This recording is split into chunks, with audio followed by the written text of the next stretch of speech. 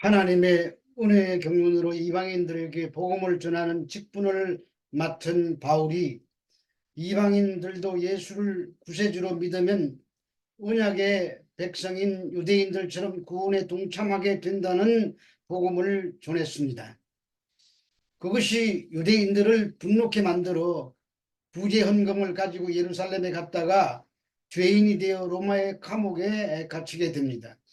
영광과 능력의 하나님이라면 감옥에 갇히는 그런 아이러니한 일이 일어나지 말아야 했습니다.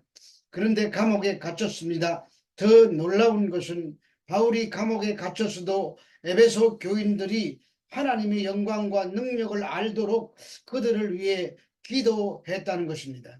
그것은 바울이 하나님께서 감추고 계셨던 비밀을 성령의 감동과 조명을 통해 깨달아 알았기 때문입니다. 그것이 이방인들도 그리스도와 함께 상속자가 되고 함께 지체가 되었으며 함께 약속에 참여한 자가 된 것입니다. 그래서 이방인들이 하늘의 유업을 상속받는 자들이 되었고 그리스도의 몸을 이루는 지체가 되었으며 유대인의 조상인 아브라함의 약속에 동참하는 자들이 된 것입니다. 이것이 복음의 비밀이었습니다. 에베소서 3장 7절의 말씀입니다. 이 복음을 위하여 그의 능력의 역사하시는 대로 내게 주신 하나님의 은혜의 선물을 따라 내가 일꾼이 되었노라. 바울이 일꾼이 된 것은 이 복음을 모든 사람에게, 특히 이방인에게 전파하기 위함이라고 합니다. 그러나 복음 전파의 사역은 바울 자신의 힘만으로는 불가능하고 하나님의 능력으로 역사하심으로 사역을 감당할 수 있었다고 고백합니다. 그 하나님의 능력의 역사하심은 성령의 내주하심으로 바울의 삶 전체에 나타났습니다. 그런데 바울은 내게 주신 하나님의 은혜의 선물을 따라 내가 일꾼이 되었노라고 합니다. 바울은 그 능력의 역사를 은혜의 선물이라고 말합니다. 그런데 은혜의 선물이 무엇인지 잘 모르는 사람이라면 바울의 성품이 원래부터 하나님의 일에 열심히 있었고 비록 잘 몰라서 예수 믿는 자를 핍박하기까지는 하였지만 하나님께서 그 열심을 보시고 바울을 사용하셨다고 말할 수도 있을 것입니다. 뿐만 아니라 가말리엘 문화생으로 구약에 정통했고 헬라의 철학에도 뛰어난 사람이었기 때문에 하나님께서 일꾼으로 사용하셨다고 생각할 수도 있었을 것입니다. 그러나 그런 좋은 조건 때문이라면 그것은 은혜가 아니라 사람의 능력일 뿐입니다. 바울은 자신이 과거에 알았던 모든 것을 배설물로 여긴다고 했습니다. 은혜란 내가 가지지 못했던 것을 하나님이 조건 없이 주신 것을 말합니다. 그리고 여기에 일꾼에 해당되는 헬라어 다이코노스는 본래 손님 식탁에서 시중 드는 자를 가리키는 말로 신약에서 그리스도와 그 복음을 섬기는 자를 의미하는 말입니다. 그러므로 섬기는 자인 일꾼은 시중 드는 자세여야만 한다는 말입니다. 하나님의 은혜는 바울 자신을 선택해 주셨고 부르셨으며 시중 드는 일꾼처럼 사역할 수 있는 능력을 부여하신 것을 말합니다. 바울 자신이 과거에 교회의 박해자로서는 도저히 그 직분을 감당할 수 없는 면목 없는 죄인이었고 자신의 권세를 이용하여 권력을 휘두르었던 자였던 자신이 이제 시중이 되는 일꾼이 된 것도 이방인의 전도자가 된 것도 하나님의 은혜라는 말입니다. 그래서 그 선물을 하나님께서 값없이 주신 선물이라고 고백하는 것입니다. 에베소서 3장 8절에서 9절의 말씀입니다. 모든 성도 중에 지극히 작은 자보다 더 작은 나에게 이 은혜를 주신 것은 측량할 수 없는 그리스도의 충만함을 이방인에게 전하게 하시고 영원부터 만물을 창조하신 하나님 속에 감추었던 비밀의 경륜이 어떠한 것을 드러내게 하려 하심이라. 바울은 이미 1절에서 7절까지의 말씀을 통해서 하나님께서 이방인들을 향해 나타내 보이신 놀라운 비밀과 그 비밀을 여는 통로인 복음을 맡을 자격의 직분을 연결시키고 있습니다. 8절에는 그 은혜의 성격이 복음과 관련하여 더욱 분명하게 나타납니다. 바울은 자신이 모든 성도 중에 지극히 작은 자 중에 더 작은 자라고 말합니다. 바울이 다른 서신서에서도 자신을 지극히 작은 자 또는 죄인 중에 괴수라고 고백하고 있는 것으로 보아 단순히 수사학적으로 화려하게 표현하려는 것이 아닙니다. 바울 자신이 과거에 교회의 박해자였었으며 하나님 앞에서 죄인이며 육체의 하나님을 거스리는 나쁜 욕망으로 가득 들어 차 있었다는 죄의식에서 비롯된 겸손한 표현입니다. 그리고 은혜를 주신 것은 바울 자신이 받은 직분이 하나님에게서 비롯된 것이며 은혜로 말미암았다는 말입니다. 그래서 하나님께서는 자신을 사용하셔서 측량할 수 없는 그리스도의 풍성함을 이방인에게 전하게 하신다고 합니다. 바울이 하나님에게서 받은 직분은 이방인에게 복음을 전파하는 것입니다. 이방인에 해당되는 헬라어 에드네스는 경멸하는 의미로 사용된 말입니다. 유대인의 입장에서 말하면 지옥의 땔감 같은 존재라는 표현일 수도 있습니다. 바울이 이처럼 이방인이라는 모욕적인 단어를 사용한 것은 하나님이 이방인에게 베푸신 은혜와 축복이 지극히 큰 것임을 상대적으로 강조하기 위함입니다. 그 은혜가 증명할 수 없다고 말합니다. 이 말은 헬라어로 아넥시크니아스톤인데 밑바닥까지 도달할 수 없는 혹은 한계가 없음이라는 뜻으로 그리스도의 풍성함의 깊이가 한이 없다는 표현입니다. 그리고 그리스도의 풍성은 헬라어로 플로토스투 그리스투로 그리스도가 구원을 소유하신 자며 수여하는 자라는 뜻입니다. 그러므로 이 말씀은 그리스도 안에 있는 무한한 사랑과 긍휼 그리고 그 구원의 은총을 가리키는 말입니다.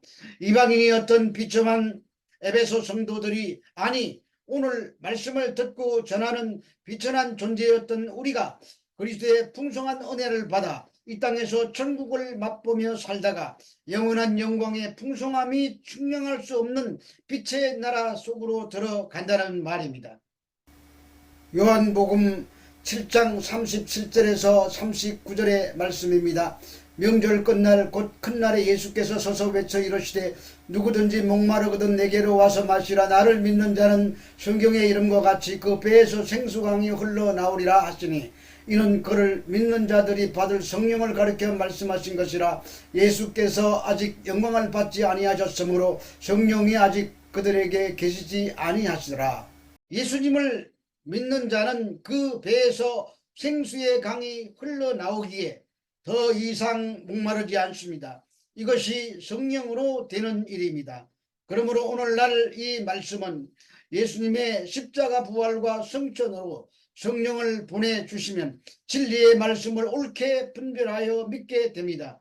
이런 자들은 측량할 수 없는 그리스도의 풍성함을 알게 됩니다. 그 그리스도의 풍성함을 알게 되면 세상의 것들은 점점 시시하게 여겨질 것입니다. 바울 사도가 측량할 수 없는 그리스도의 복음을 전하기 위하여 은혜로 일꾼 되었다고 합니다. 이 측량할 수 없는 그리스도의 풍성을 또다 하나님의 지혜와 지식의 풍성함이요 그의 판단은 헤아리지 못할 것이며 그의 길을 찾지 못할 것이로다. 누가 주의 마음을 알았느냐? 누가 그의 모사가 되었느냐? 누가 주께 먼저 드려서 갚으심을 받겠느냐? 이는 만물이 주에게서 나오고 주로 말미암고 주에게로 돌아감이라. 그에게 영광이 세세히 있을지어다. 아멘. 새해가 되면 교회 안에서 여러분들은 각자 다양한 부서에서 봉사하게 될 것입니다. 그 일 자체에 잘하고 못하고는 별로 중요하지 않습니다. 우리는 일을 위하여 부름받은 자들이 아니라 그리스도의 풍성함을 알기 위하여 부름받은 자들입니다. 그리스도의 풍성함은 교회를 통해서 알게 하십니다. 그러므로 교회의 모든 일들은 일의 목적이 있는 것이 아닙니다. 오직 그리스도의 풍성함을 알아가는 데 있습니다.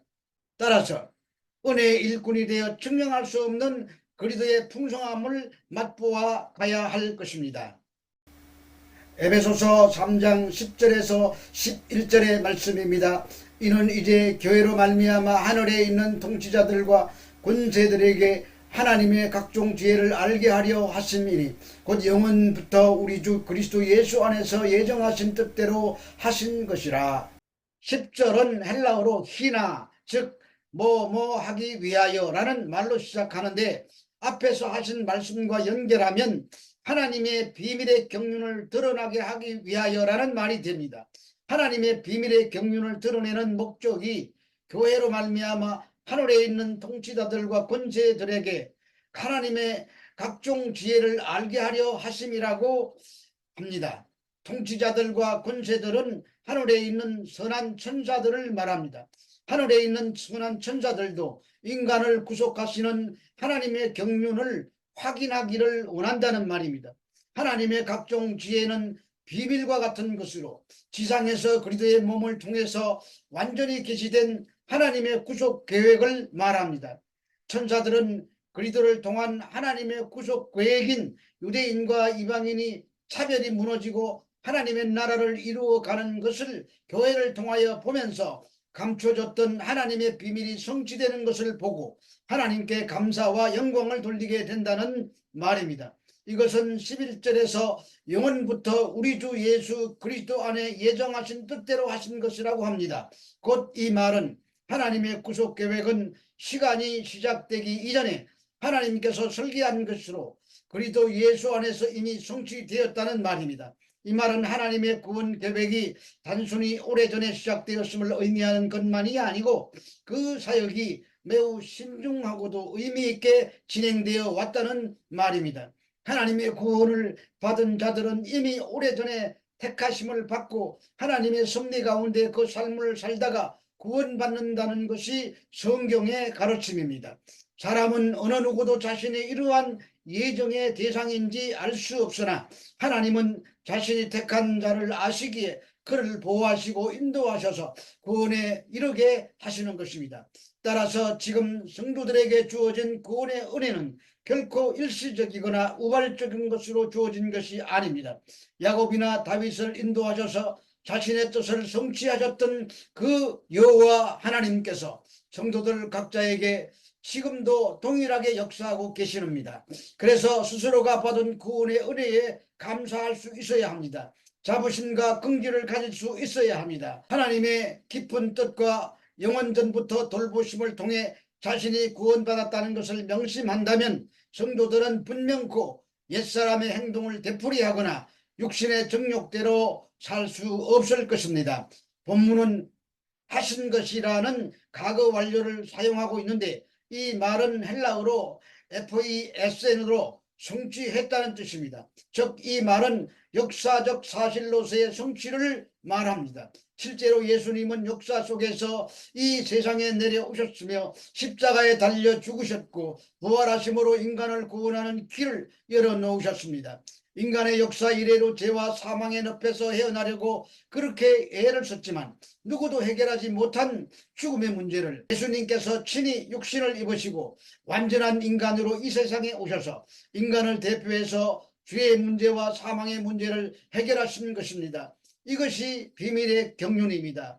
베일에 가려져 있었던 것이 이제는 밝히 드러났습니다. 우리는 자신이 구원 안에 속한 자인지 아닌지를 자신의 순종 여부를 통해서 확인하면서 감사함으로 하나님 은혜의 풍성함을 누리고 살고 있다면 소망이 있는 자들입니다. 그러므로 또 새롭게 시작되는 새해 출발 선상에서 말씀에 순종하는 자로 살겠다는 다짐과 함께 한 해 동안 하나님의 풍성한 은혜가 있기를 주 예수 그리스도 이름으로 축원합니다.